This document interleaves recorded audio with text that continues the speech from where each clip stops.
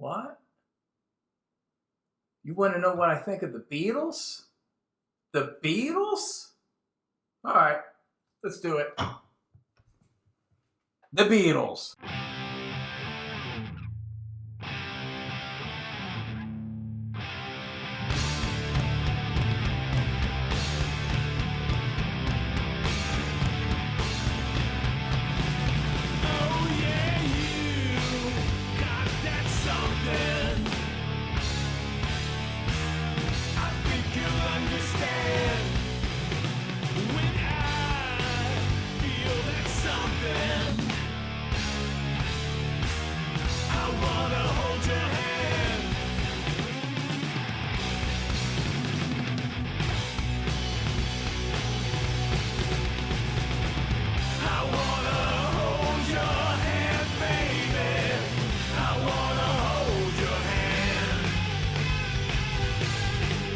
Edwin Canistracci here, and that's right, I'm finally going to talk about a little band you might have heard of. The Beatles. That's right, the band that could have been Wings if they played their cards right, but they didn't, but still, they made a few good albums, so not too shabby, Beatles. Drinking some Back with the Double Black. Back in Double Black. Yeah. Love that shit. My favorite scotch. It's the greatest scotch known to mankind. And perhaps some other kinds out there as well. I keep an open mind. Anyway, so with the Beatles, I didn't want to do a full-fledged discography review like I've done with other bands, because they're the freaking Beatles. You all know about them. They're very big. They're a very big band. Very big cultural, monstrosity. And we all know about the Beatles. You've heard all about it. Lennon, McCartney. Like, I got more to say about Dokken because, people don't talk about Dokken all the time. But people talk about the Beatles all the time. So I'm not going to go into it all. Paul, John, they were geniuses. They broke up. Band broke up. You know all that shit. So anyway, but they changed, pop culture and music as we know it. And blah, blah, blah. So anyway, and that's why I decided to do a ranking video rather than a full-on review. I'm gonna obviously I'll talk about each album as I rank them, but I didn't want to do an in-depth review like I did with the Rolling Stones and some other bands, because the Rolling Stones, even though they're really big, I don't feel that their albums, especially their earlier stuff and some of their later stuff, gets as examined or discussed as much as the Beatles albums do. And these days, I'll be honest, I do love the Beatles, and they are one of my favorite bands. I don't listen to them quite as much as I did when I was younger. I mean, I always hear them. They always pop up in my rock and pop shuffles because I have so much Beatles. I have all the stereo versions, the mono versions, UK, US. I have everything that the Beatles have ever released. So they dominate my iTunes shuffle. So I try to spread them out, as much as I can into different genres. So, thankfully the Beatles were somewhat eclectic, so I could do that. But that's primarily how I listen to the Beatles now. And once in a while I'll listen to, if I get a new vinyl of one of their albums, I'll listen to that. But they're not a go-to band quite the way they were when I was younger. When I was younger, if we were doing the Beatles versus the Stones thing, I was definitely a little more in the Beatles camp. But as I've gotten older, I've grown to appreciate the Stones more. I mean, not saying that they're necessarily a better band, but I just like them better. I just kind of, something about the Stones are a little scrappier, a little more grounded, a little more adult in a way than the Beatles. So I just kind of, I'm more of a Stones guy now than a Beatles guy. But I still love the Beatles, and hell, we're going to do it. We're going to do a ranking. The way I found out about the Beatles, I don't know. It's like finding out about Santa Claus. You don't really have a memory of the first time you heard of the Beatles. Elvis is kind of like that. I don't remember the first time I heard about Elvis. You just grew up in a post-baby boomer world where you just knew about the Beatles. They were out there. I do remember my mom had all their albums, all their records from Revolver to Abbey Road. She had that block of albums. And I remember as a little kid, I would look at the records and they scared me. Yeah, there's something creepy about it. Something I couldn't put my finger on, but Sgt. Pepper and Mystery Tour especially. Those album covers with these freaky hippies with mustaches, and dressing up like animals. There's something about it that I found scary. Even the White Album kind of scared me, just because there was something about the starkness of the White Album, the whiteness of the White Album, like the whiteness of the whale, Moby Dick. There was some ineffable terror there. And there was something about the White Album that kind of freaked me out. And then especially when I read the song titles, I was like, oh, this sounds like some freaky deaky stuff. I didn't like it. And then I saw the Yellow Submarine cartoon, animated movie as a kid, and that freaked me out. I was like, blue meanies, don't like it. Bad trip, didn't like it. Yeah. So the Beatles kind of scared me a bit. But on the flip side, there was Paul McCartney in the 80s. He was like singing with Michael Jackson and doing pop stuff. And I like that. So I was like, hey, this Paul guy, he seems all right once he got away from these creepy hippie people. He seemed all right.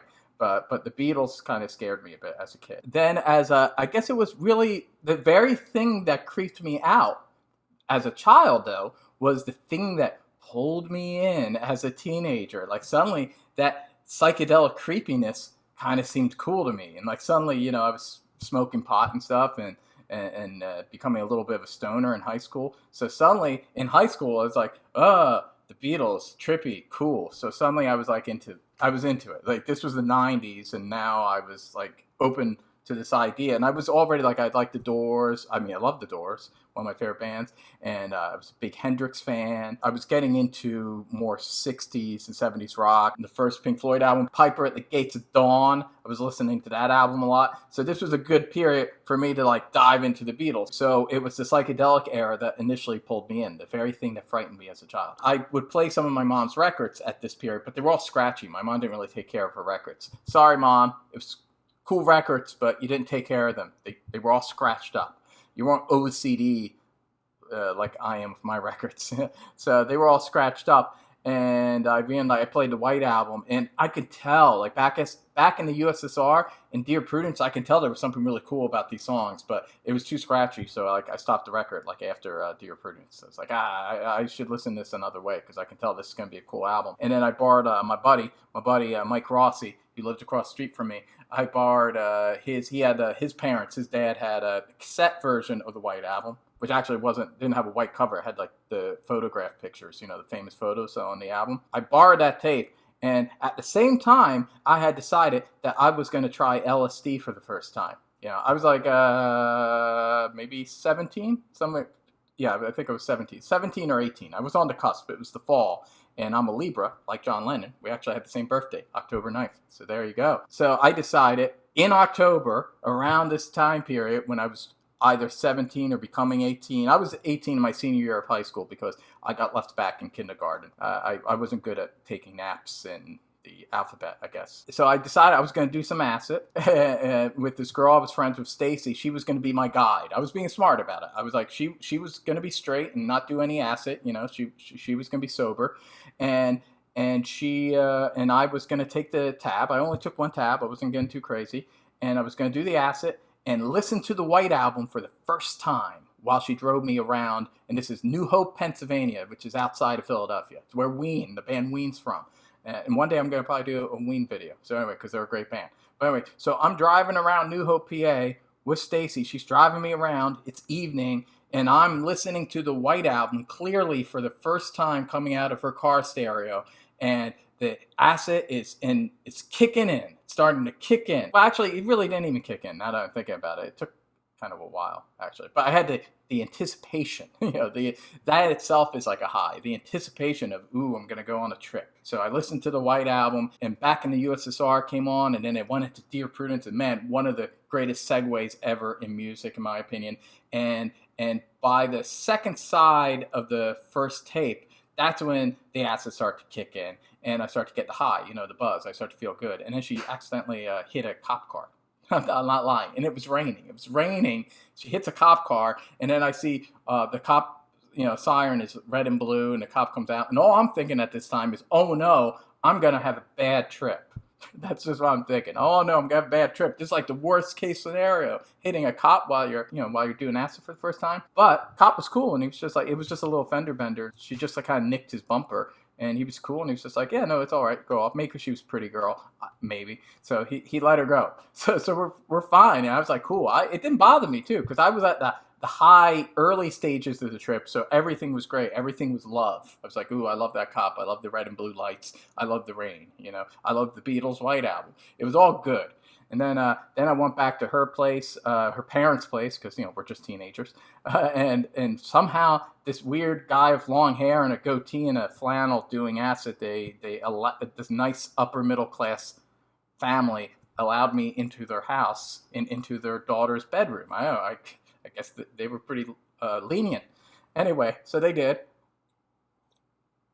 And then I started to get really high, and I like humped her chair, and she didn't like that. And then she drove me back home, and things were a little weird between us after that. So yeah, things weren't entirely ever the same between me and Stacy again after that. And it was like the following day when I was like in my acid hangover that I finally got to the second cassette of the White Album, and that's when I listened to that. So it brings back fond memories of the Beatles. And kids, don't do acid if you got psychological issues. If you got a lot of baggage and you got issues, don't do it. Don't do it. I was pretty cool. I didn't really have any issues, so I was fine. And I took it all the way. I broke on through to the other side, and I came back to tell you about it. And it's all right. But I did that for a few years. It was fun. Then I decided I like scotch and bars better than acid. So that's my preamble for the Beatles. That's how I got into them really in a big way. And then before you knew it, I was buying all their stuff. And unlike a lot of people, I started to get into their early stuff. This is something I talked about with the Rolling Stones too, that there's a lot of people just kind of listen to their like late 60s and on material, but not a lot of people listen to the early rock and roll stuff. I feel like from Generation X on, people's like Beatles discography kind of begins. It depends. Some people it's Help. They'll go maybe as early as Help. I notice most people probably start with Rubber Soul, and then even a few start with like Revolver. But I actually, as you'll see in this ranking, I actually really like early Beatles. I think it was like in my late teens, early 20s, I started to get really into 50s rock and roll. Like I really love like Jerry Lee Lewis and Elvis Presley and Buddy Holly, Little Richard, Chuck Berry. I love that shit. I love the rawness in this. To me, that's like, it's like proto-punk rock. It's like there's an energy to it and a rawness, and I love that shit. So, and I also like some 60s pop. Like I mentioned this in my Soft Parade review that I like some Burt Bacharach and things like that. And I love the Beach Boys. So because of that, I feel I'm more open-minded to the earlier, poppier, and also more rock and roll period of the Beatles, more so than a lot of contemporary fans are. And I'm really going to blow your mind when I tell you what my least favorite Beatles album is. And we're going to jump into it now. So here we go. All right, and I wrote my list down. I just wrote it real fast now. I just remember I was doing this video and it's like, oh shit, I should actually like write down the order. So that's 13 Beatle albums. Lucky 13. All right. Here we go. Actually, I'm going to pour myself just a little more scotch before I do this. I know you're filled with anticipation. And you're going to love it. You're going to love what my least favorite Beatles album is. All right. And before I say it, I'm not saying this to be counterculture. If you've seen my Soft Parade video, you already know what it is. And I explain it a bit there. My top 3 Beatles albums are all very popular albums. So I'm not just being the guy that's against something because it's popular. I have my reasons. And I want to say one other thing before I say what my least favorite Beatles album is I think all the Beatle albums are good or great. I don't think they have any bad albums. So, I mean, they were only together for about 10 years making records. So, but hey, it was a pretty solid run. So I can't knock them. So here we go. Number 13. Lucky 13. Number 13. This is my least favorite, bottom of the barrel, Beatles album. Still think it's a good album, but it's my least favorite, and it's definitely the one I listen to the least. So here we go. It's, drum roll, Sgt. Pepper's Lonely Hearts Club Band. There you go. Yep, Sgt. Pepper. My least favorite Beatles album.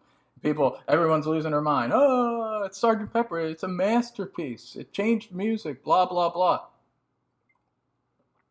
Yeah, I recognize its cultural importance, its significance. I recognize it as a piece of art. You know, in the same way, if I went into a museum and I saw like Andy Warhol's soup cans, I'd be like, yes, they're a work of art. But I don't want to look at the soup cans all day, all the time, you know? Just once maybe or twice in a museum. I don't want to keep going back to it. It's not my thing. I'd rather look at Picasso. That's just me. Anyway, so Sgt. Pepper, it's kind of like that. To me, as far as the Beatles stuff goes, yeah, of course it has good songs. I mean, it's the Beatles. Lennon and McCartney in the 60s, it was really, it was impossible for them to write a bad song. Although they come close, and on this album, this is actually the only album where I think Lennon and McCartney almost write bad songs. That's right. I'm not a fan of She's Leaving Home, McCartney. It's kind of syrupy and maudlin, and it ain't no Eleanor Rigby, not by a long shot. Don't like it. And I'm not a big fan of the song Good Morning, Good Morning by John Lennon. I think that's kind of annoying. And it's like subpar Kinks. Kinks are much better. I don't really like that song. And George Harrison's Within You, Without You. That's a real snooze fest. You know? And I don't mind, as you'll discover, his sitar Indian influenced song on Revolver. But this one, that's like short and cool. But this song, it's kind of just kind of boring. So there you go. So three songs I don't like. And this is the only Beatles album that has 3 songs I don't like. So that alone should put this on the bottom of my list. Yes, there are some great songs. I love Fixin' a Hole and Lovely Rita, Getting Better. I like, most of the McCartney stuff. I'm a big fan of Lennon's songs on this album. I think they're a little bit too much of a show, a psychedelic show. It doesn't really feel... I much prefer, like, the single, like Strawberry Fields Forever. It's better than anything on this album, in my opinion. And Day in the Life is a beautiful song. It's haunting, but again, feels kind of too much. It's too grandiose for my taste. I don't like the strings building up so much. Loved it as a teenager, but now I feel it's a little pretentious. There you go. I just think this album's a little pretentious. It sounds like the album that a band makes after doing a really cutting-edge, cool album, which we'll get to, then kind of buys into the hype and let's make this statement. Let's make a grand statement instead of just something that organically was a statement, in my opinion. And it's a little slick. It's a little Beatles Goes to Broadway for my taste. It's a little slick. It's a little too polished. It's all about kind of the production and not as much about just that the Beatles knocked out a lot of good songs. And it's also the least rock and roll. And maybe I'm a rock and roll guy. All those negative things aside, there's still some really good songs on it. And I do recognize it as a very important album. And even, I guess, in a way, kind of a masterpiece, I guess. All right? But I don't listen to music to listen to masterpieces and what's canonized and what Rolling Stone magazine thinks is the most important album of all time. I don't really care about that stuff. I listen to rock and roll, And Sgt. Pepper to me brings the least rock and roll of all their albums. So there you go. So that's why and I don't really listen to it much. Plus, I never met a person that said this was their favorite album, by the way. I have met people that love it and like it, but I never met a person that said this was their favorite Beatles album. So maybe I'm on to something. That's all I'm saying. Maybe I'm on to something. Maybe Sgt. Pepper's a little overhyped. All right. And if that bothered you, this is going to bother you even more. Number 12, Yellow Submarine. Yes, I put Yellow Submarine ahead of Sgt. Pepper. How the hell why did I do that? I mean, Yellow Submarine's not even a real album. Half of it's just nonsense noise and strings that George Martin did. So of course I'm not counting that. I don't even have that. I created a little EP where it's just the new songs that were featured on the album. And in fact, the Beatles themselves were planning on doing at least a mono version of a Yellow Submarine EP, which was going to have also included the original version of Across the Universe. This EP is actually on the Mono Masters, and I have it, and I created this little EP. And it's maybe because of that I put this ahead of Sgt. Pepper, because I like this little tight Yellow Submarine EP I made. I go back to more times than Sgt. Pepper. And here's the other reason. This is the main reason, regardless of whether it's a soundtrack album or this EP I created. The reason I put Yellow Submarine one notch above Sgt. Pepper, because there's 2 songs on this that I love, and I love more than anything on Sgt. Pepper. And that's Hey Bulldog. Hey Bulldog owns everything on Sgt. Pepper, in my opinion. And Only a Northern Song. Only a Northern Song. God, so much better than Within You, Without You. I wish they put that on Sgt. Pepper, but they didn't do that, and that's why Yellow Submarine just owned Sgt. Pepper. Although it's still not one of their better albums. That's why it's number 12. All right, number 11. Okay, yes, and keep in mind, all these albums I think are better than Sgt. Pepper. So that's number 11. Please Please Me, where it all began. The Beatles' first album. And so, yeah, I like their early rock and roll stuff more than Sgt. Pepper. So just let that process, deal with it, let's move on. So Please Please Me. As far as their early rock and roll albums go, this is the weakest in my opinion. I feel it's a little too polished. It sounds like that they're trying to clean them up a little bit, like they were a real kind of rough and tumble rock and roll band in the clubs. And this is their first album, so they kind of lean into the pop side a little bit more, actually, than they would in the subsequent rock and roll era albums. They do like a Burt Bacharach song, and they do some more pop covers. But I will say this, the harmonies are beautiful. Some beautiful harmonies. And there are some songs I really love on this. I love Anna.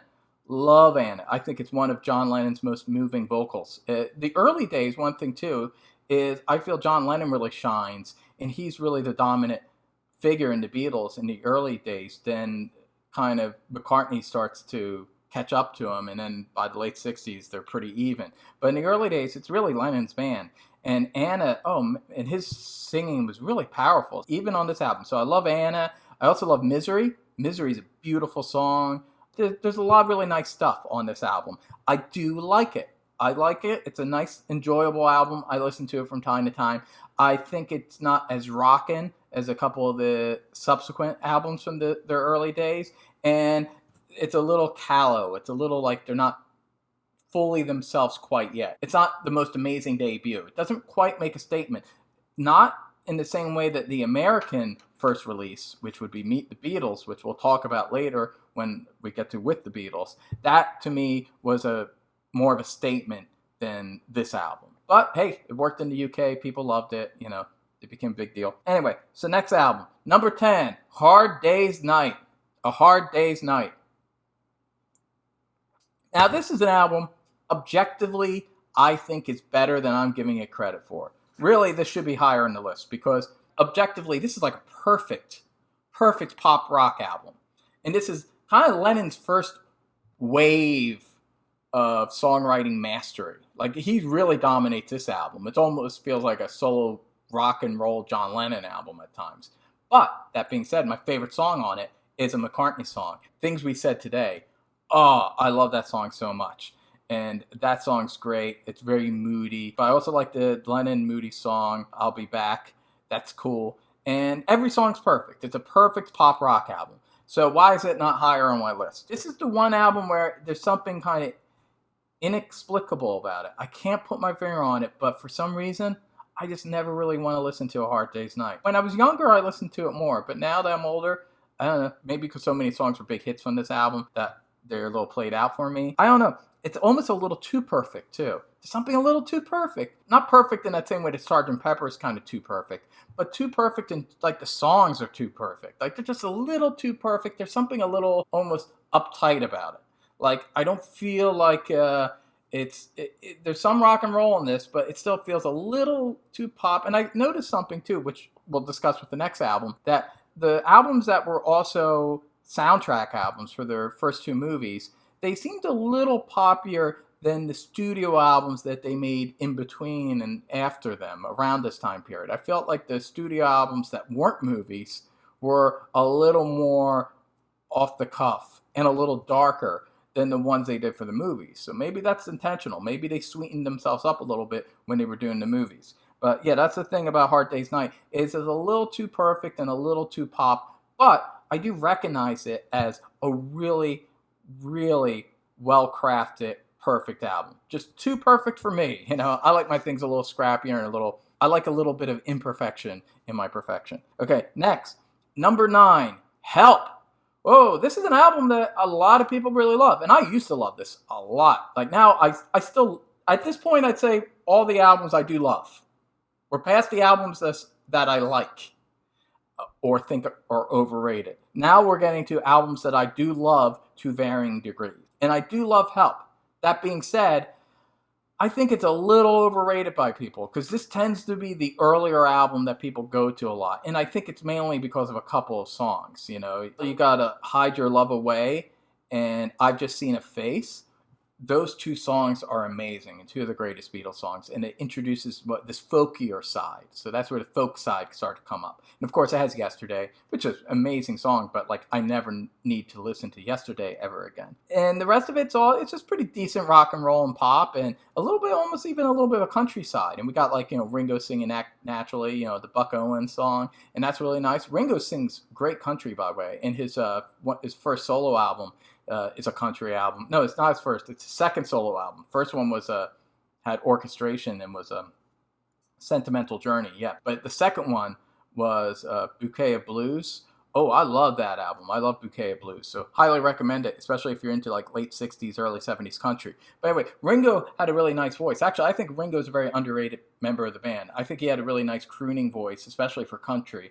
And he just seemed like a cool guy. And he had a really distinct drumming style that I don't think he gets enough credit for. Even when Paul sometimes played drums for Ringo, it was like he was mimicking Ringo's style. So, because Ringo had personality in his drums. So, anyway, that little digression about Ringo aside. Help has a little bit of that country vibe almost. And it's a great like a Sunday morning album. I do really love this album. But over the years, I find that it's one of the albums I don't go back to as much. And sometimes it's a little too sweet and pop for my taste. Although it's really well done. And it's a little looser and a little more interesting than A Hard Day's Night, which is why I put it above it. And I like the title track Help more than the title track Hard Day's Night. But still, I don't go back to it quite as much as I used to, and there are definitely the 8 albums above it I definitely prefer. So number 8, Magical Mystery Tour. Dun, dun, dun. Magical Mystery Tour. Now this is the album that Sgt. Pepper should have been. Now, this is their great psychedelic statement, in my opinion. In fact, this used to be a lot higher on my list, but as I've gotten older, I'm not quite as into the psychedelic stuff. So that's really the only reason this album's kind of dropped off. And there's one song I don't like. That's the only reason. Otherwise, this really kind of should be in my top 5, but it's not. And it's my wife's favorite Beatles album, and it's great. And to me, it wipes the floor of Sgt. Pepper. Okay, so why do I think this is better than Sgt. Pepper?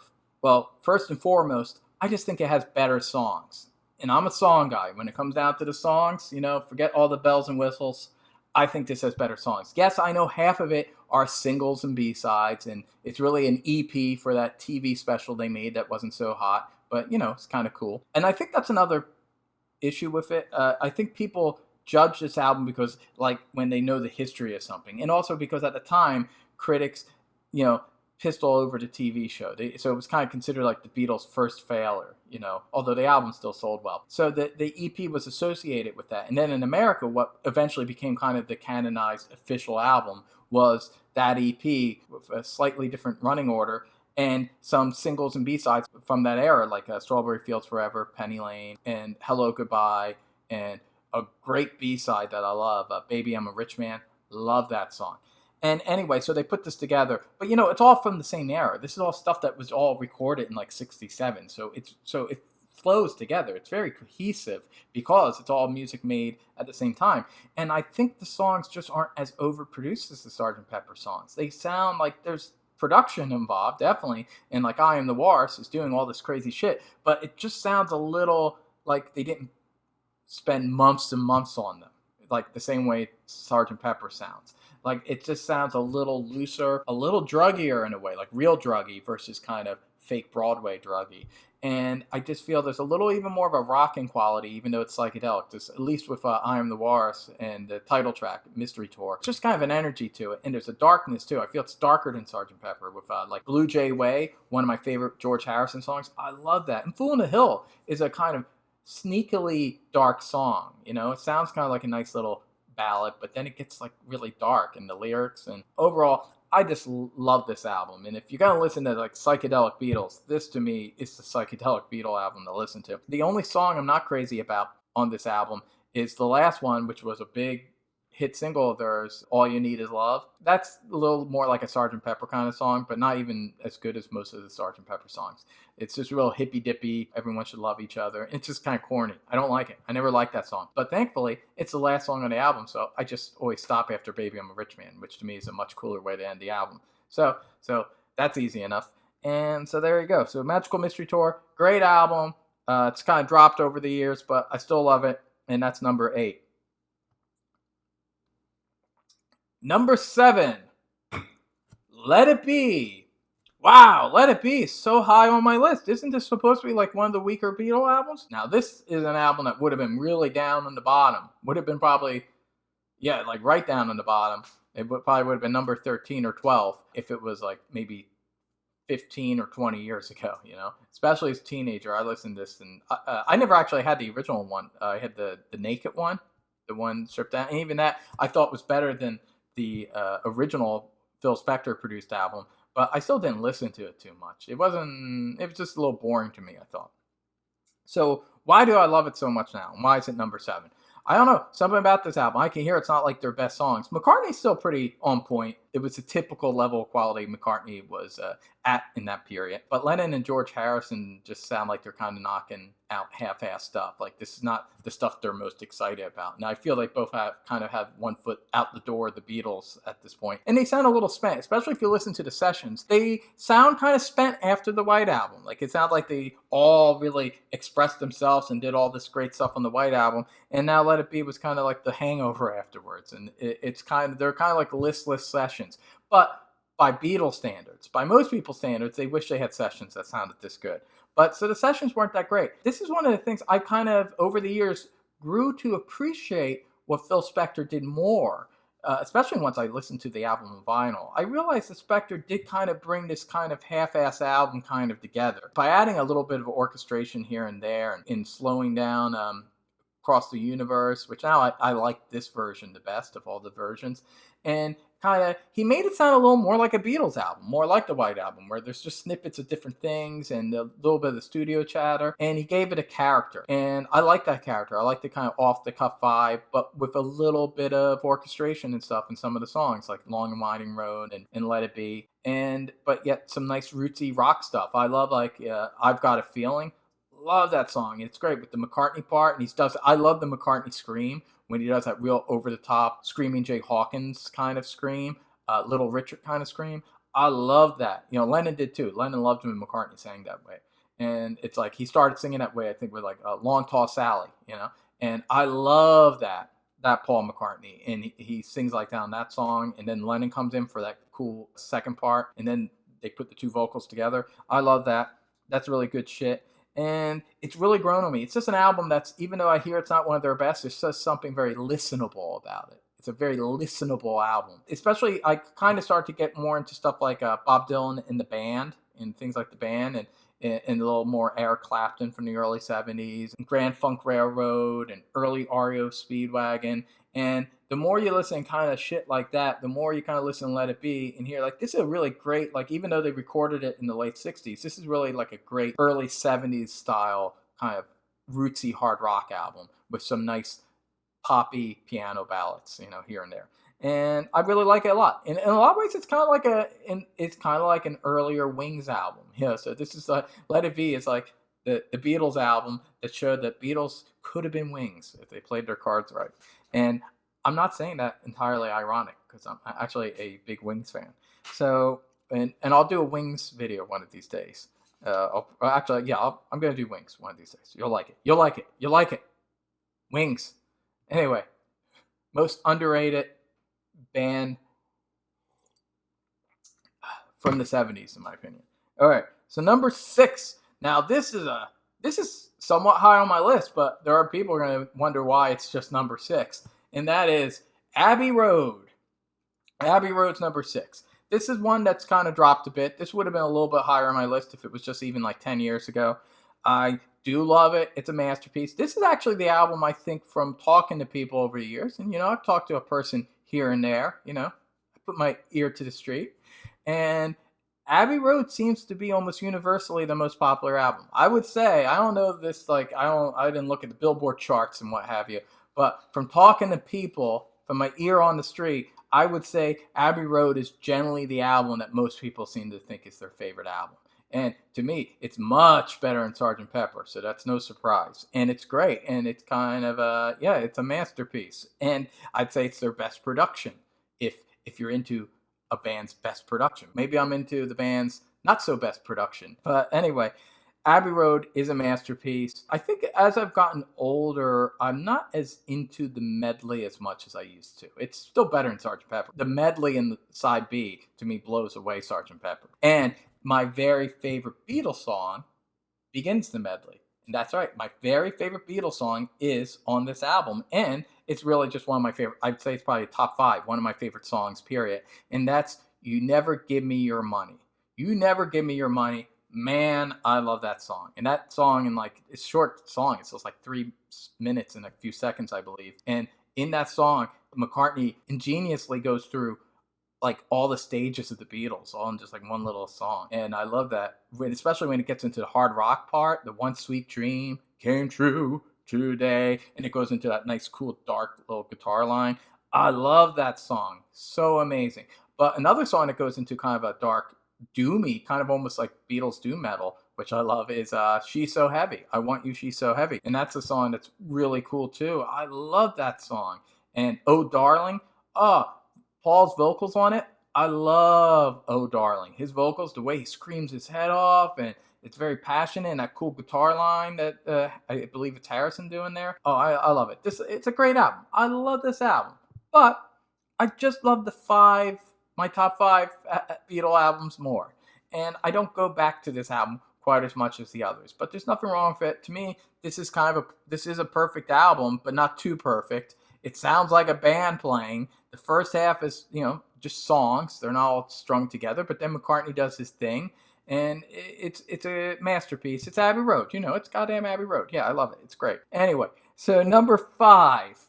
Now we're hitting the top 5. You're already probably surprised by 2 of my entries in the top 5 if you're figuring out the Beatle albums in your head. But here we go. And this is going to be the first one you're probably surprised about. Number 5, With the Beatles. That's right. I ranked With the Beatles higher than Abbey Road. With the Beatles. I love this album. Getting a little drunk here. Anyway, number 5, With the Beatles. Now, With the Beatles, to me, is kind of a perfect Beatles rock and roll album. This is where they really kind of got their sound together, their early album sound. The sound on their early albums really kind of came together in this. This sounds a little closer to what I imagine they sounded like too in the clubs. Like I feel like Please Please Me, they kind of went a little poppier and slicked themselves up a little bit. And then with the Beatles, they got a little down and a little dirtier and a little darker. There's some dark moments on this album, which I really like, especially these like nice dark moody ballads that Lennon does. Got McCartney doing one of his first amazing songs, All My Loving. If you ever like listen to that guitar line while McCartney's doing the melody in the verses, oh my God, that's like some sick shit. This is the thing too with the Beatles, with the early Beatles stuff. And it's something McCartney talked about in an interview once. He talked about how the music in their earlier albums is actually more complicated than the music in their later, more kind of critically acclaimed albums. And it's like, because the later albums, it's more about the production, but the music and the chords are actually simpler. In their earlier albums, they did kind of complicated stuff and were using interesting chords and doing stuff and had more intricate harmonies. And were doing musically, they were kind of operating on another level. But because lyrically, they were just singing kind of Moon and Spoon, boy and girl kind of love songs and rock and roll songs. People didn't dive into the musical sophistication of what they were doing as much. And he said like no one ever talked about it. Like no one talked about what we were doing musically. So that's why by the time we got into the mid 60s, we were like, oh, fuck it. People won't really care about all this cool stuff we're doing musically. They just talk about the screaming girls and stuff and what our personalities are like. So why are we even bothering? And then Bob Dylan comes up and everyone's talking about lyrics and poetry and stuff. So they probably figured, all right, screw it. Let's just focus on writing more interesting lyrics and having more interesting productions and not worry so much about what chord we're using, what chord progression we're using. And this is true too, because I know I used to play guitar and bass, and I tell you, it was easier. Like I could pick up a guitar and like figure out like Rocky Raccoon or Cry Baby Cry. But I couldn't play any of the songs on this album. Like I tried figuring it out. Like, I don't know what the fuck they're doing. So they were doing stuff that was really, just like I said, all my loving. Just really intricate, musically progressive stuff on here. But because it's done in a rock and roll or pop or kind of doo-wop style, that people overlook it and don't appreciate it. And that being said, there's something else about With the Beatles. To me, it's like proto power pop. Like, this could be the first power pop album. And I definitely hear a lot of influence on like Cheap Trick, which I love. I'm also going to do Cheap Trick video one of these days. And Nirvana. I know Kurt Cobain loved the US version of this, the Capitol album, Meet the Beatles. It's one of his favorite albums. And you could hear a lot of Nirvana in that album. I mean, that's the thing too. Meet the Beatles is essentially all the Lennon-McCartney written songs from this album without the covers. And plus with I Want to Hold Your Hand and I Saw Her Standing There. And This Boy, a great B-side, really great B-side from Lennon from this period. So in a way, I think Meet the Beatles is a bigger statement than With the Beatles. That's actually one of the few Capitol albums where I think, that is more. I love With the Beatles, and I love the covers. I think the covers are amazing. Money, Lennon sounds great in that, and like Mr. Postman, I think is better than the original. It's really, they're operating on another level. But I can hear how in the States, Meet the Beatles really made a statement. Like, that sounds like a real first album in a way that Please Please Me doesn't. And I can hear how there was a generation of people from Cheap Trick to Nirvana that would listen to an album like Meet the Beatles and be like really blown away, because it's just it's like really catchy hard rocking, catchy song after catchy hard rocking song. And there's just a real power to this album. I Want to Be Your Man and Don't Bother Me, George Harrison. Like, it's almost like a little Ramones song. And that's the thing. If you love punk rock and you love power pop, definitely listen to With the Beatles or Meet the Beatles. Either way, they'd be number 5 on my list. In the Beatles' second album, which has essentially all the covers, is a really great album too. So I love everything from these recording sessions from With the Beatles. I think it's an amazing album, and it's an album that's grown on me more and more over the years. And now it's one of my favorite albums, and it's probably because I've gotten more into stuff like Cheap Trick and also the Cars, which I hear I feel like they would be into this. Even Devo. I hear a little Devo in With the Beatles. So With the Beatles, to me, that's the album that influenced.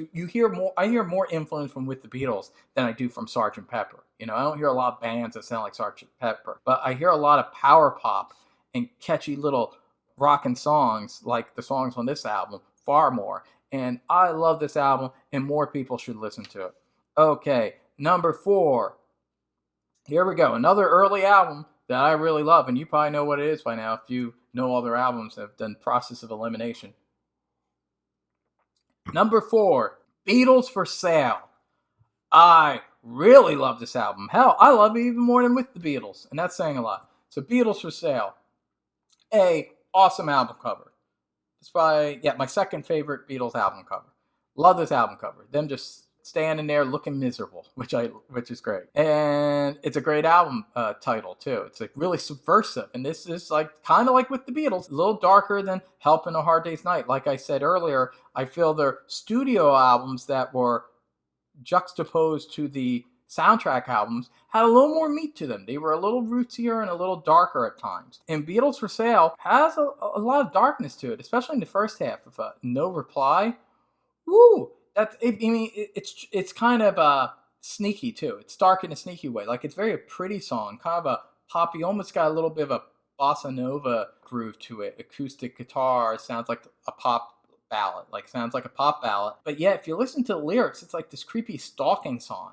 And John Lennon wrote a lot of these kind of creepy, dark songs during this period. It's kind of misogynistic period, which I find very interesting. A little more like stuff the Stones were doing.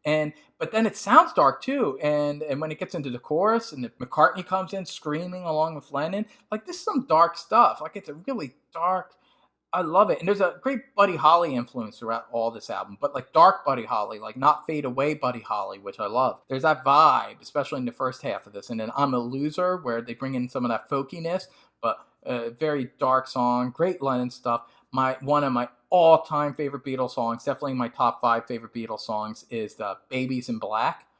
Oh man, Babies in Black, so great. To me, it's even better than anything Buddy Holly did, but you can hear the influence definitely. And that's another kind of dark song. It's like this rockabilly song with this beautiful harmonizing from John and Paul. I think their best harmony they ever did together. There's great clips of them doing that song live in the mid '60s when they were still performing, and John and Paul singing together with the same mic, and it's just great. Their vocals blend so perfectly together, and I love the lyrics and the way the song kind of comes together. I love it. There's something majestic and hypnotic about it. I love Babies in Black, and great cover of Rock and Roll Music, better than Chuck Berry's version. Rock and Roll Music, love that. The second half's all good. Not quite as strong as the first half, but still good songs. I even like Mr. Moonlight. That's a song some people say, and it is the weakest song on the album, but I still like it. I love John Lennon's scream in the beginning of Mr. Moonlight. He really belts it out.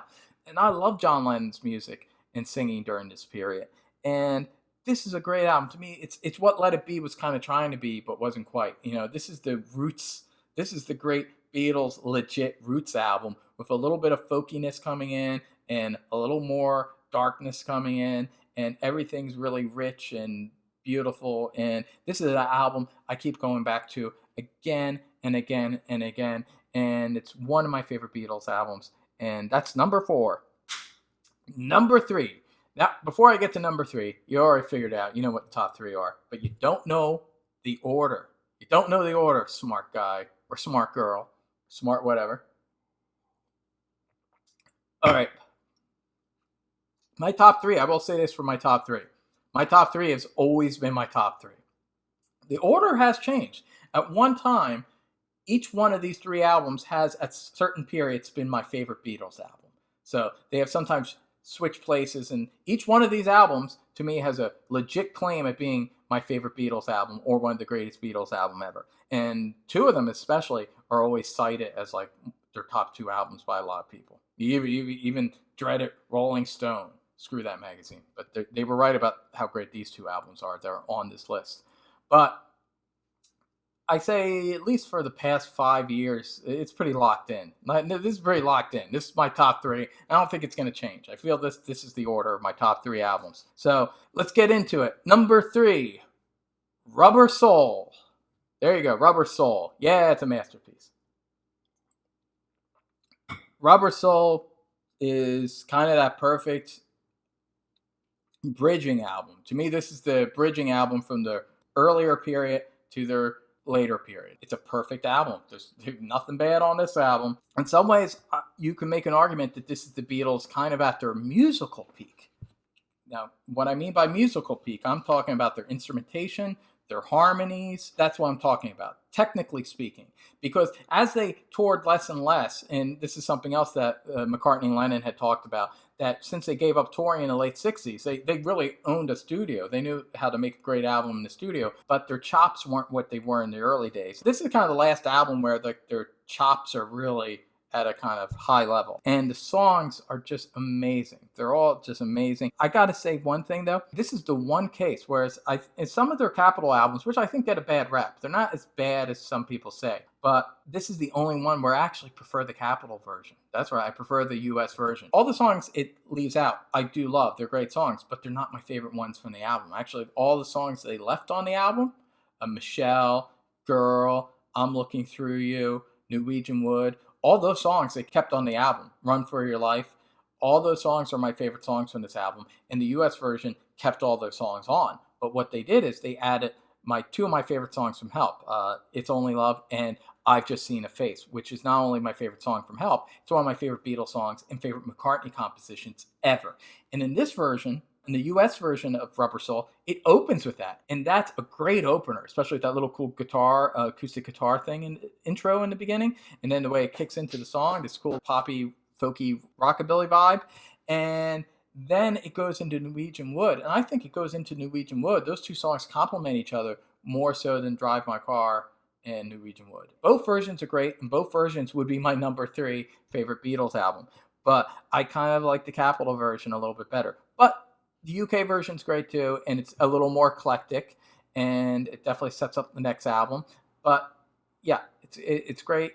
A lot of people talk about how great this album is, and I love it. And if you think it's their best album, hey, I can't fault you for that. There were times where I thought it was my favorite Beatles album. But these days, it's pretty locked in at number 3. This also, along with Help, especially if you listen to the US version, is also a great Sunday morning album, I find. I really love this album on a Sunday. But it's a great album. It's a masterpiece. It's Rubber Soul. So now we're going to get to number two. Number two, Revolver. There you go, number two. A lot of times in my life, this has been number one. And again, if you think this is their best album, hey, I ain't faulting you, because it's a masterpiece and it's great. And this, even more than Mystery Tour, is the album Sgt. Pepper wish it was. Okay, sorry for all the Sgt. Pepper bashing. I can't help it. But it is my least favorite Beatles album. So, I mean, if I got bashed an album, that's going to be the one I do. Anyway, that's going to be the one I bash. Anyway, so Revolver.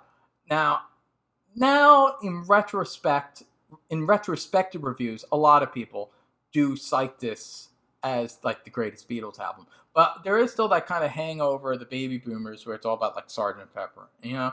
And listen, Sgt. Pepper, because it was the right album at the right time. Hell, if Mystery Tour came out before Sgt. Pepper, it would have been Mystery Tour. But Revolver is really the album where the Beatles really took that leap forward. More so than Sgt. Pepper, in my opinion. If that's what you care about, if it's all about being cutting edge. I don't even care about that. It's about the songs and do I love it and is it rocking. But that being said, if we are looking at the Beatles in terms of their innovation and their importance to music overall, then Revolver is the real big leap. You know, that's the real big leap. And I hear more of a Revolver influence in later music than Sgt. Pepper. You mean, you got Tomorrow Never Knows, which is almost like electronica. It was like they got like drum samples on that, you know, with the Ringo's drums being looped. And it's more hard rocking. This is actually, you see, sometimes people say, oh, Rubber Soul and Revolver are kind of similar. I don't know, Revolver's a pretty big jump off from Rubber Soul in my opinion. Especially, I mean, Rubber Soul didn't really have, for the most part, hard rock songs. It was still kind of rock and roll songs and pop with a little touch of an experimentation element there with like Norwegian Wood with the sitar coming in. But for the most part, Revolver is where they really launched off. And they know too. I mean, look at the album cover. It's my favorite Beatles album cover. Is Revolver, done by Klaus Voormann. Good job, and great bassist too on the Plastic Ono Band album, and good German pal of theirs.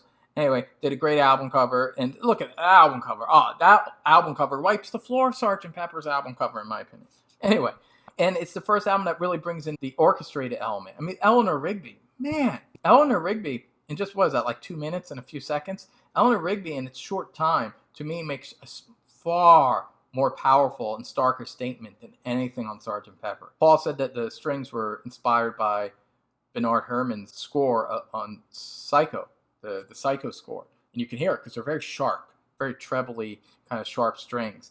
And the lyrics and the mood of the song, I always, actually as a kid, even when I was scared of the Beatles albums, I remember hearing Eleanor Rigby on the radio a few times, and that was a song that, even as a child, I was kind of drawn to. I knew there was something special about that song, and it's a beautiful song. It's dark. It's darkly beautiful, and I love it. And the way it comes in right after Taxman, woo! And Taxman's a hard rocker. Like, this is the thing. This is another album that I hear a lot of, like, power pop. I hear a lot of, like, Cheap Trick and Nirvana and just a lot of bands, and even heavy metal I can hear getting into Revolver, because Revolver is where they really kicked into distortion. Like, this is where it's like 1966, but you're hearing a lot of loud electric guitars and distortion for the first time. You never really heard the Beatles this distorted. And so this is really kind of the beginning of hard rock is on this album. And Taxman and Paul McCartney's amazing guitar solo. That's right, that's McCartney. That's Macca, big Macca attack, doing the guitar solo, the rock and guitar solo on Taxman, and that's great. And George bitching about paying taxes because that's the kind of hippie he is. Anyway, and a great song, really catchy. George actually has 3 songs on this, which is odd. Normally, he wasn't allowed to have that many songs per disc. And even his sitar-driven Indian song, Love You To, I love that song. That's good. It's just like a little snippet. It's just enough, you know? It's kind of like, this album's almost, I feel like a foreshadowing of the Beastie Boys' Check Your Head and Ill Communication and Hello Nasty. It's like a mixtape. It's like a mixtape before people even had mixtapes, you know? It's that mixtape aesthetic where you feel like, it's a little like that scene in Yellow Submarine where they're kind of going into room after room, and even when they see George Harrison, it's that song, Love You To, is playing. It's like that. It's like you feel like you're taking a tour swinging London. Like, it's 1966, and you're going into little tiny head shops and little tiny clubs and little tiny boutiques and little tiny places where you can drink tea. It's a lot of different places in swinging London. in 66 and you're entering into different rooms. So this album's very eclectic. I'd say it's their second most eclectic album. And you're stepping into different rooms, and each room is a cool little song with a different kind of sound to it. But yet it all works together, and even though they got some hard rockin' tunes, And Your Bird Can Sing, I love that song. It has this great little guitar line, almost sounds like Thin Lizzy, and this is like 1966. Like, this is really ahead of the curve stuff. And Paul, though, still writes some beautiful ballads, like For No One with piano and harpsichord. That's a beautiful song. Beautiful song. I love Hey Jude, but For No One to me is much better. I love For No One. And Here, There, and Everywhere, which could have been on Rubber Soul or one of their earlier albums, but still it works in this context as well. And it's just a beautiful song, a beautiful classic song. Lennon's I'm Only Sleeping. Everyone's just brought their A game to this album. I love it. I mean, the only thing that could possibly have made this album better was maybe I would have, if they had included singles, like the single at that time period was Paperback Writer and Rain, which, in my opinion, is the greatest A-side, B-side Beatles single ever. I love Paperback Writer and Rain. Oh, Rain. I love that bass line in Rain. Oh, what a great song. And maybe I would have removed Good Day Sunshine and I Want to Tell You. Those are the two songs I would have chucked and put Rain and Paperback Writer on, and then forget about it. It's like, then it might have been number one. It might have been the greatest Beatles album ever. But even with those other two songs, which even though I think those, I Want to Tell You and Good Day Sunshine are the two weakest songs on the album, they're still not bad songs. I don't mind them. And they flow with the rest of the album. This album, it's a masterpiece. It's kind of bounced around with my number one. It's pretty firmly ensconced in number two now. But man, I love this album. It's a masterpiece. A lot of people think so. A lot of people say it's one of the greatest albums ever recorded, and they're right. And if somehow you manage to live this life without listening to the Beatles, then this would actually be this or maybe the next one, number one, would be the two albums I would point you to listen to see if, hey, why don't you give this little band a chance? So here we go. I'm going to finish the scotch, and then I'm going to talk a lot about my number one album, which, if you did the process of elimination, you figured out what it is. And I'm also a writer. That's my job during the day. That's what I do in between music reviews and these videos. But I couldn't help doing a full circle thing there. So there's kind of bookends here, because I was talking about this album earlier. The Beatles themselves, Paul McCartney especially, he liked to bookend. So let's talk about that. Here we go. Don't need this anymore. Number one, my very favorite Beatles album. And this has been number one for some time now. It's always going to be number one. Number one. The Beatles, a.k.a. The White Album. That's right, there you go. The White Album. The White Album is my favorite Beatles album. A lot of people love this album. It's a lot of people's favorite Beatles album. I'd still say I probably hear Rubber Soul, Revolver, and Abbey Road a little more than this. This is probably the fourth album I hear the most that people say is their favorite. All right, I'm a little drunk, but I can do this. I can talk about the White Album. If it's one thing I can do drunk, it's talk about the goddamn Beatles' White Album. Okay, I've lived with this album for a long time, going back to when I was 17 years old or 18. I forget the exact week it happened, but it was in October, and it was in the 90s, and I was in high school, and I did acid the first time listening to this album. And I gotta admit, there's a little bit of psychedelic nostalgia there, so I always get a little bit of a tinge, always get a little bit of feeling. Whenever I hear Back in the USSR, segueing into Dear Prudence, I always get a little bit of that feeling. I wouldn't say it's a flashback, it's not a full-on flashback, but it's just a little tinge of an existential journey that's going to happen. But the reason I love the White Album is not just nostalgia, and because it was the first album I listened to the first time I tripped. The reason I love the White Album, because A, it fucking rocks. It's the hardest rocking Beatles album, and my favorite genre of music's heavy metal and hard rock. So why wouldn't I love the album that rocks the hardest? Come on, this is the one that has Helter Skelter, which is proto heavy metal. Rocks. This album rocks. And the guitars are turned up, and it's raw, and it's punchy. It's got punchy production, but yet it's also, in my opinion, their most eclectic, even more eclectic than Revolver. And that's saying a lot, because Revolver is pretty damn eclectic. But this also, like Revolver, kind of foreshadows the mixtape aesthetic. which the Beastie Boys definitely ran with in the 90s. But I love that mixtape aesthetic, probably because even though hard rock and heavy metal are my two favorite forms of music, as you know, if you've watched my other videos, I love a lot of different kinds of music. And the White Album's this journey, and I love the extremes. I mean, think about it this way. Even just the McCartney songs. We're not even talking about the other cats in the band. Just McCartney. McCartney has Helter Skelter on this album, and like Martha, My Dear. Like, think of how different those songs are. Like, one is so poppy and like Burt Bacharach stuff, and the other is heavy metal. So, I mean, he goes from like Bacharach to heavy metal. So how amazing. And yet it works. It all works. All the songs. This is, to me, the greatest sequencing ever. I read somewhere that Lennon and McCartney, this was more their accomplishment than George Martin. They sat down with the engineers, and for a couple hours, just a couple hours, mind you, they dictated the song sequence. John and Paul were like just leering over the engineer and saying, this song here, this song there, this song there. And when you think of all these different songs, this mosaic of different songs from all four members of the band, and John and Paul both hitting, and George Harrison kind of hitting a songwriting streak, a peak in the Beatles, in my opinion. This is Lennon's great second peak, in my opinion, in the Beatles. And actually, it's the last great peak. I'm not a big fan of his solo career for the most part. There are some albums I like, but I don't think he ever quite captured what he did in the Beatles. I definitely think McCartney had the better solo career. That digression aside, Lennon and McCartney put together the sequencing and how every song went into each other. It just added so much. I don't think there's ever an album where the sequencing is such a character of the album itself. There's a playfulness to it. There's a lot of dark humor to it.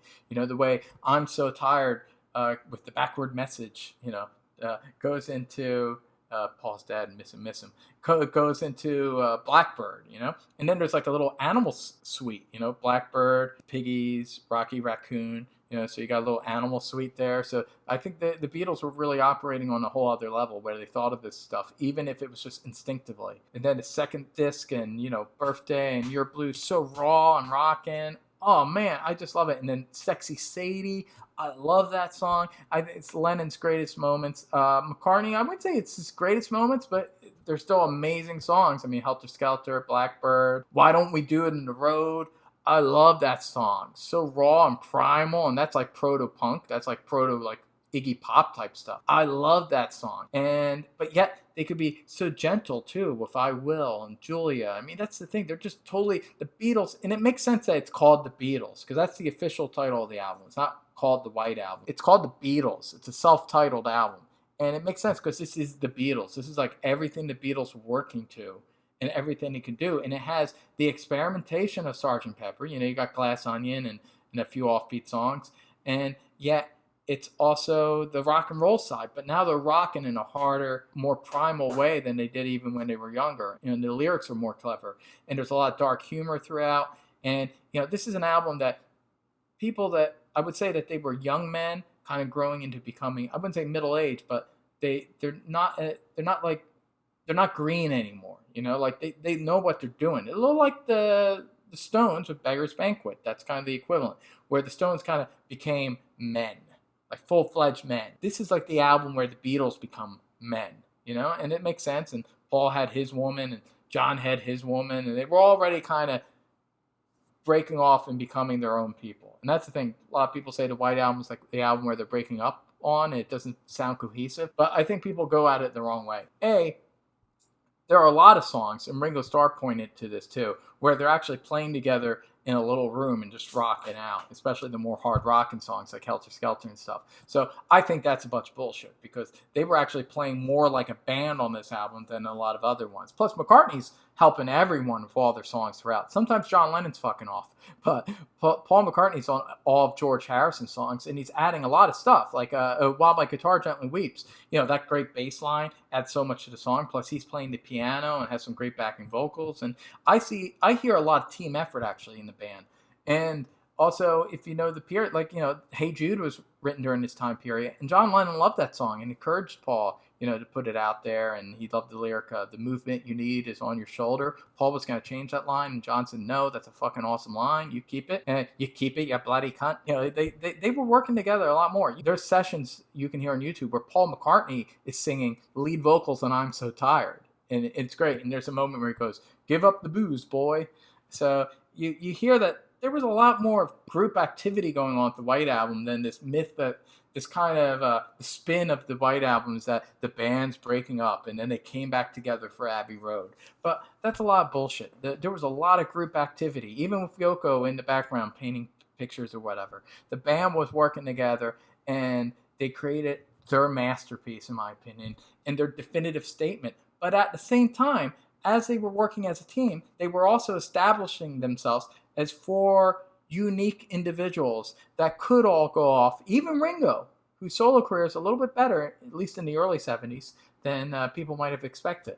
That these four individuals grew up to be sophisticated, worldly men that could then go off and have their own careers, And it's like, it's the best of everything. The White Album is kind of like the best Beatles album, and it's like the best 4 solo albums combined, all in one. It's a perfect package. It's my favorite George Harrison stuff. The 4 songs he has on this album, I like better than anything on his first solo album, especially Long, Long, Long. Oh, I love that song. I love when it gets weird at the end, weird and dark. But my very favorite George Harrison song is Savoy Truffle. I love Savoy Truffle. And I have a very fond memory of my father who passed away 10 years ago. There was a time where me and my father we were in a car together and he was driving and this song came on. It was like a mix, or I was playing the White Album and it was Savoy Truffle that came on, and he said he was listening to the song and he turns to me and it was kind of funny because he was like stating the obvious, but he said they were really good. The Beatles, they were really good. And what I loved about it, that moment that my father said that, it wasn't that he was acknowledging something very obvious that the Beatles were good, but it was Savoy Truffle was the song that made him say that. It wasn't like one of the big hits. It was a deep track. And it happened to always be my very favorite George Harrison song, which he didn't even know. I never told him that. And it was my favorite George Harrison song at that time.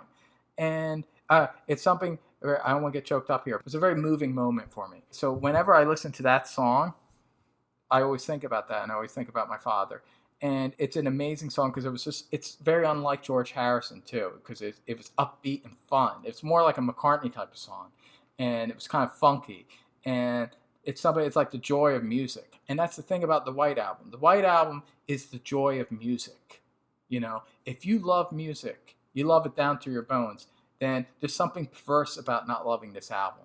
And that's how I feel about it. Some people say Revolution 9, I loved it as a teenager. It was trippy and cool. Now, I pretty much stop after Cry Baby Cry. But even stopping after Cry, if I stop with Cry Baby Cry, that's fine. It's still more than an album's worth of great music. So it should be my number 1 just for that alone. Plus, McCartney did this really interesting thing that he enabled it so you could have it both ways. You could keep on listening and you get Revolution 9 and Goodnight if you want to listen to the whole thing.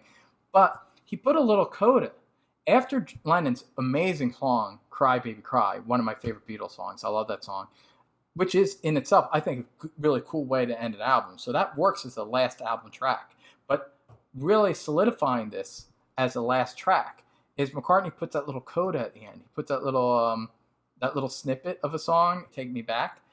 That really works as a nice little coda because it also sets up what he thought at the time the next album would be Get Back. He even says Get Back in the lyric there. So I feel that McCartney intentionally put that there as a little coda, not only to kind of foreshadow what he thought at the time was going to be the next album, but also to kind of be a little marker for people that didn't want to keep on listening to like Revolution 9. Like it was like, kind of think of that as a bonus track. Like that's just a really crazy, weird bonus track. And it's like, hey, if you want to kind of stop listening to the songs, like the real songs on the album, this is kind of the ending. So that it's a little like Her Majesty, at the end of Abbey Road. Like it's just a little coda that gives you a little wink that this could be the first ending of the album. If you want to end the album here, it's all right. All right. Maybe some weird stuff happens afterwards, but you don't have to always listen to that. So that's how I think of it. So I always kind of stop the White Album there, and it's still number one, even with the bonus track of Revolution 9 and Good Night. To me, that's perfect. It's also, McCartney, he ended Abbey Road with Her Majesty, which ends on half note, but then the first McCartney album begins in half note with Lovely Linda. So that makes me think that McCartney was kind of hip to this stuff, and he was OCD enough with music and production that I feel he was putting in these little things intentionally, just like I think they were putting in some Hall's Dead stuff and some of this stuff, not because obviously he was dead, but just because they were having kind of a fun little bit of a hoax with the fans. They were kind of messing with the fans, and they were very inspired. Both Paul and John Lennon were very inspired by Lewis Carroll, but that's a whole other story, which I'm not going to get into right now. So there you go. Number one, the White Album. And I'm drunk. I'm going to listen to some music now. That's my order of the biggest band of all time. That's what I think their albums, blah, blah, blah, are like. And you could debate me. You could tell me I'm crazy for thinking Sgt. Pepper's so bad and the White Album's so great. That's what's great about music. Music's about debate and love and passion and opening your mind, baby. And that's what it's about. And it's great. And even though I don't listen to the Beatles quite as much as I used to, yeah, they're kind of important. They're kind of an important band, and I love them. And I'm out. Later.